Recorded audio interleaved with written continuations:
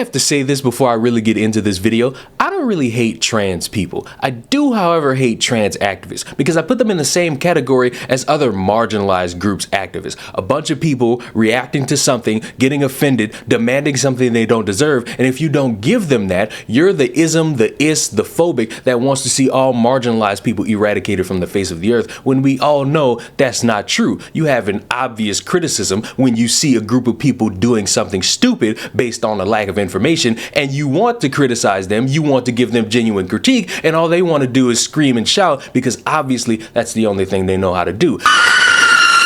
10 months ago, I made a video about a bunch of activists being upset that a lesbian bar wasn't inclusive enough for everybody else in the LGBTQ community, and they demanded ownership of the store within 24 hours of a deadline, and you'll be shocked to know they didn't get it. So everyone wants the tea on the ongoing issues with Doc Marie's, the new lesbian bar that just opened in Portland, and so I'm here to give it to you.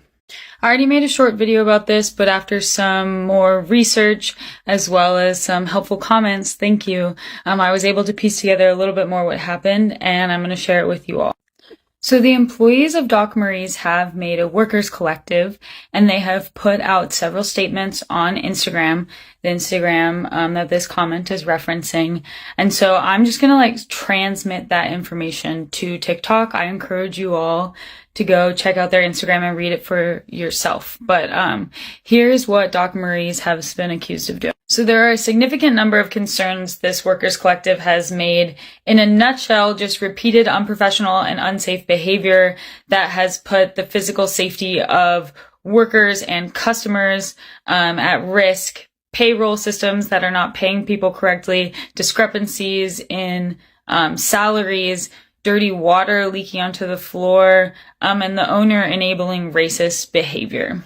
So the real reason why Doc Marie's is closed is because when the workers brought these concerns to the ownership the next day after opening day, the ownership did not meet the concerns with any sort of plan of action, and the unsatisfactory response caused the managers to quit their jobs immediately. The Workers Collective goes on to assure us that protecting Black and Brown LGBTQ plus folks in building an actively anti-racist space is their top priority, that they are committed to ongoing racial bias training and will continue to educate ourselves in order to actively foster a safe environment while upholding a zero policy towards racism. Again, there's way more details on Instagram, so I encourage everyone to check them out on Instagram and read it for yourself. Personally, I had close friends and community members who I saw openly ask the ownership of Doc Marie's what they were doing to be proactive about the safety, the health and safety of QT BIPOC people in particular, and their questions were met with silence and never addressed. There was also this piece of art on the wall, which is not inherently damning, but kind of so. And I'm not pointing all of this out to just be a hater. I, like every other sapphic in Portland, yearn for a lesbian bar that actually meets the community's needs and centers Black and Brown people and centers trans people and centers the health and safety of disabled folks. I yearn for that. I want that so bad. And so I think I am willing to be critical, and I hope the whole entire community is willing to be critical of this space to make it exactly what we want and need, and not some bullshit white supremacist. And I would sit here and pretend to be amazed by all of that, but I'm not, because when a bunch of people are pretending to be upset about something and they want something done, they're going to do the stupidest things possible. And today is yet another example, because you have a group of activists trying to stick up for their transgender brothers and sisters because this dastardly evil lesbian bar in France is infringing upon their rights. So instead of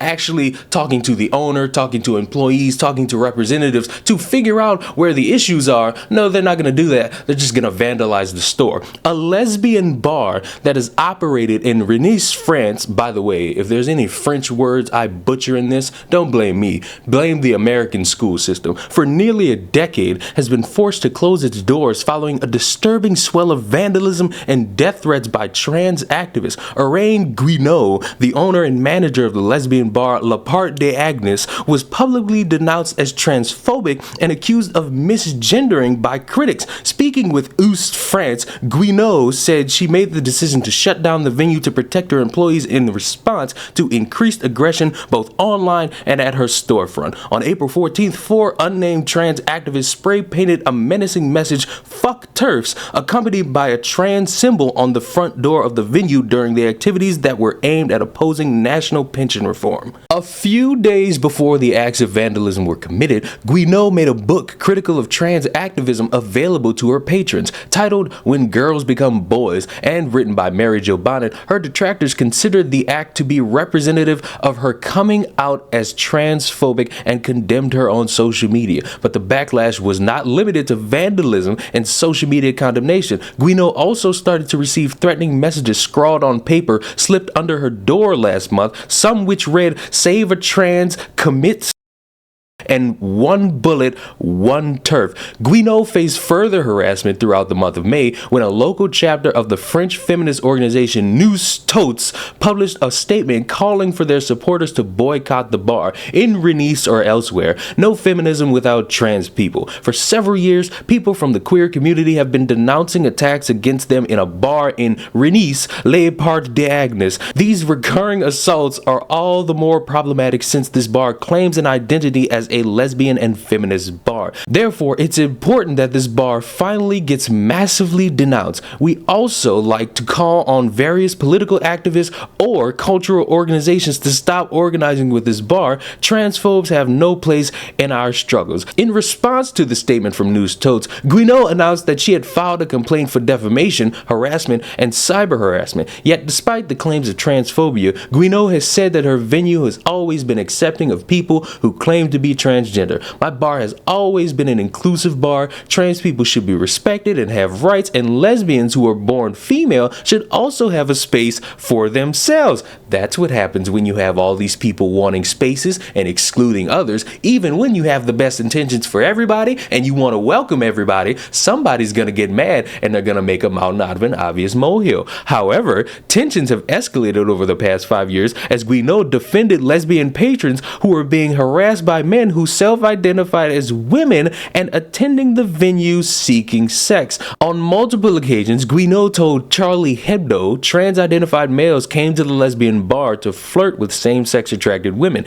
If the young woman said, "I prefer women," then the trans woman was offended and cried transphobia. But this young woman is not transphobic. It's just a matter of consent. She doesn't like since she's a lesbian. This is why I lump trans activists with all these other groups activists. Y'all do nothing. You think you're doing the right thing by openly harassing and vandalizing and threatening people's livelihoods and businesses. And when people see that and they realize you're doing it because of a book and because some transgenders didn't realize that lesbians didn't want to get jiggy with them, you look stupid and you deserve to be criticized. You deserve to be mocked. You deserve to be laughed at. No amount of calling me transphobic is gonna do anything to me, because at the end of the day, you're not getting anything done and you're making the people you claim to care about look absolutely stupid. Speaking of which, this same group who thinks that vandalizing and threatening people is the obvious way to get everyone to respect transgenders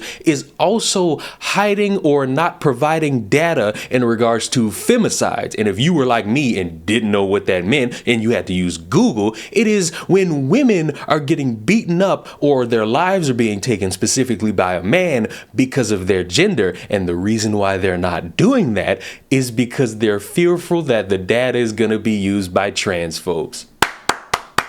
Congratulations, you're not helping anybody. So when we sit back and we want to understand people's problems, we want to understand the trials and tribulations of all these people who are marginalized, all these people disenfranchised, all these people suffering, I'm gonna need the actual people to start speaking up, because all these activists just making y'all look stupid. All these activists making y'all look like intolerant bitches. All these activists are doing more to hinder you instead of helping you. you. And we could have a roundtable discussion of anything we could possibly want. We can also participate in the worldwide circle jerk, and we could pretend like this is all some lucrative fantasy. But at the end of the day, I'm gonna need actual people who deal with things to speak up, because I'm tired of the insert Twitter warrior trying to say they know everything about everybody because they have one mutual that just so happens to have hashtag BLM, Trans Lives Matter, and a pride flag in their bio. So with all that being said, subscribe to the channel.